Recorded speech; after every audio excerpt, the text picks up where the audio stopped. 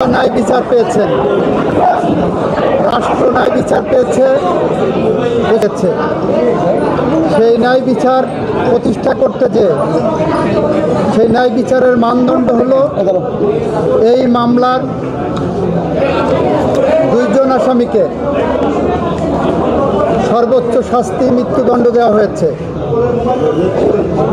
একজন আসামি যিনি রাজসাক্ষী হিসাবে নিজেকে আদালতের সামনে উপস্থাপন করেছেন, সার্বিক বিবেচনায় আদালত তাকে 5 বছরের কারাদণ্ড প্রদান করেছে। আমরা মনে করি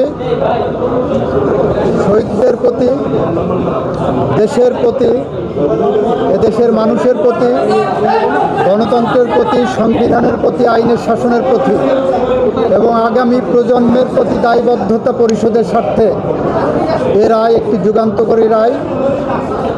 এই রায় প্রশান্তি আনবে, এ রায় ভবিষ্যতের জন্য একটি বার্তা, এ রায় বাংলাদেশে ন্যায় বিচার এবং আইনের শাসনের জন্য একটি মাইল ফলক হয়ে থাকবে। এটা আমাদের কথা। সবাইকে ধন্যবাদ। কি সাজা হয়েছে যে অভিযোগগুলো সাজা হয়েছে আপনারা শুনেছেন, দীর্ঘ আলোচনা হয়েছে। ওনার 5টা অভিযোগকে 3টা কাউন্টে এনে ওনারা সাজা দিয়েছেন। শেখ হাসিনাকে একটা কাউন্টে সুপিরিয়র কমান্ড রেসপন্সিবিলিটিতে যাবজ্জীবন জেল আনটিল ন্যাচারাল ডেথ দিয়েছেন, আর ডাইরেক্টলি যেটা নির্দেশনা দিয়েছেন সেখানে তাকে ডেথ পেনাল্টি দিয়েছেন। আইনের বিধান মতে যেদিন থেকে গ্রেপ্তার হবেন সেদিন থেকে সাজা কার্যকর হবে। আপনারা ফিরিয়ে আনার ব্যাপারে কোনো উদ্যোগ, কি অবস্থা আসলে এটা রাষ্ট্র আইনিভাবে যা যা করণীয় সব করবে। একটু আপডেটটা যদি বলেন যে কি অবস্থা। রাষ্ট্র আইনিভাবে যা যা করা সম্ভব সবটুকু করবে। এই মামলায় শহীদদের পরিবারকে, আহতদেরকে ক্ষতিপূরণ দেওয়ার জন্য একটা নির্দেশনা আদালত দিয়েছেন। আওয়ামী লীগ নিষিদ্ধের প্রশ্নে এই মামলা বলেছেন, এই আদালত বলেছেন এই মামলার মধ্যে আওয়ামী লীগ নিষিদ্ধের ইস্যু ছিল না বলে ওই বিষয়ে ওনারা কোনো কমেন্ট করেননি। শেখ হাসিনা এবং আসাদুজ্জামান খান কামাল সাহেবের বাংলাদেশে তাদের সমস্ত সম্পত্তি প্রয়োগ করা হয়েছে, বাজেয়াপ্ত করা হয়েছে। আর কোনো প্রশ্ন?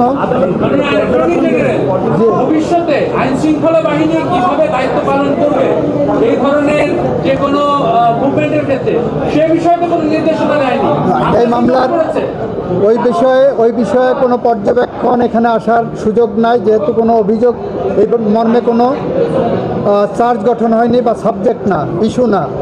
তবে এই মামলার মর্ম থেকে সবাই একটা বার্তা পাবেন কিভাবে দায়িত্ব পালন করতে হবে। রায় বাস্তবায়ন আইনি পথেই হবে, আইনসঙ্গতভাবেই হবে। বেআইনি বা আইনসঙ্গত নয় এরকম কোনো পথ সরকার অবলম্বন করবে না। পলাতক থাকা অবস্থায় আপিল করার সুযোগ বাংলাদেশে না বিশ্বের কোনো দেশে আছে বলে আমার জানা নাই। শেখ হাসিনা তো ভারতের বসে গণমাধ্যমে কথা বলেই যাচ্ছেন।